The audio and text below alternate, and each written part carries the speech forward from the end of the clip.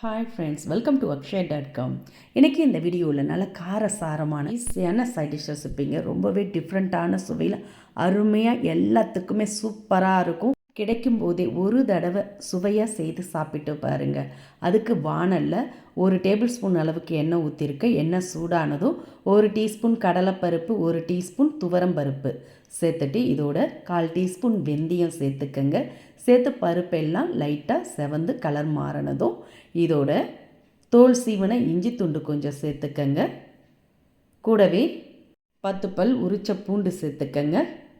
இதோட 20 சின்ன வெங்காயம் உரித்து சேர்த்துக்கங்க. சேர்த்துட்டு கூடவே 1 கைப்பிடி அளவுக்கு ஃப்ரெஷ்ஷான கருவேப்பிலையும் சேர்த்து நல்லா வதக்கிக்கங்க. பூண்டு, இஞ்சி, வெங்காயம் எல்லாம் கண்ணாடி பதத்துக்கு வதங்கி வரணும். வதங்கி வந்த பிறகு இதோட 1/2 டீஸ்பூன் அளவுக்கு மிளகாய்த்தூள் சேர்த்துக்கங்க. தனி மிளகாய்த்தூள் தான் சேர்த்துருக்கேன்.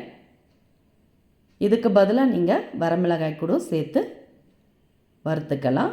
அப்படி சேர்க்குற மாதிரி இருந்தால் காம்பை கிள்ளிட்டு ஒரு 10 வரமிளகாய் கிட்ட சேர்த்துக்கங்க. இப்போ இந்த சூட்லேயே நீங்கள் கலந்து விட்டிங்கன்னா அந்த மிளகாய் தூளோட பச்சை வாசனை போயிடும். அடுப்பை ஆஃப் பண்ணிவிட்டு நல்லா ஆற விட்டுடுங்க. ஆறின பிறகு இதை அப்படியே மிக்சர் ஜாருக்கு மாற்றிக்கங்க.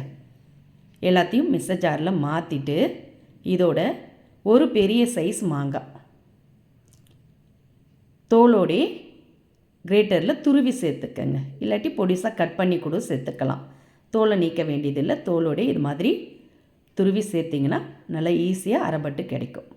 இப்போ இது கூட தேவையான அளவு உப்பு, 1/2 டீஸ்பூன் அளவுக்கு உப்பு, 1 டீஸ்பூன் அளவுக்கு வெல்லம் சேர்த்துக்கங்க. நாட்டு சக்கரை கூட சேர்த்துக்கலாம். கொஞ்சமாக தண்ணீர் விட்டு நல்ல மையை திக்காக அரைச்சி எடுத்துகிட்டு வந்துடுங்க. இப்போ இதை அப்படியே ஒரு மிக்சிங் பவுலுக்கு மாற்றிக்கங்க. கொஞ்சமாக மிக்சர் ஜாரில் தண்ணீர் விட்டு அலசி ஊற்றி கலந்துக்கங்க. இப்போ இதுக்கு தாளிப்பு ரெடி பண்ணி எடுத்துகிட்டு வந்துடலாம். ரொம்ப சூப்பராக அருமையாக இருக்கும். ருசி நாக்கிலே நிற்குங்க. ஒரு வாரத்துக்கு டேஸ்ட்டு மறக்கவே மாட்டீங்க. இப்போ இதுக்கு தாளிப்புக்கு கடாயில் 1 டேபிள் ஸ்பூன் அளவுக்கு எண்ணெய் ஊற்றிக்கங்க.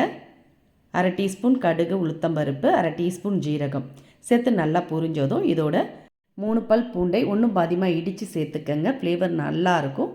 கூடவே ஃப்ரெஷ்ஷான கருவேப்பிலை சேர்த்து நல்லா பூண்டோட பச்சை வாசனை போய் கடுகு, உளுத்தம்பருப்பு எல்லாம் நல்லா பொரிஞ்சதும் இந்த தாளிப்பு அப்படியே எடுத்துகிட்டு வந்து இந்த சட்னியில் ஊற்றிக்கங்க. வழக்கம் போல் செய்கிற தேங்காய் சட்னி, தக்காளி சட்னி, சாம்பார், குருமா விட இந்த சீசனில் கிடைக்கக்கூடிய மாங்காய் வச்சு நாவூரும் சுவையில் அருமையாக இதை செஞ்சு வச்சு பாருங்கள்.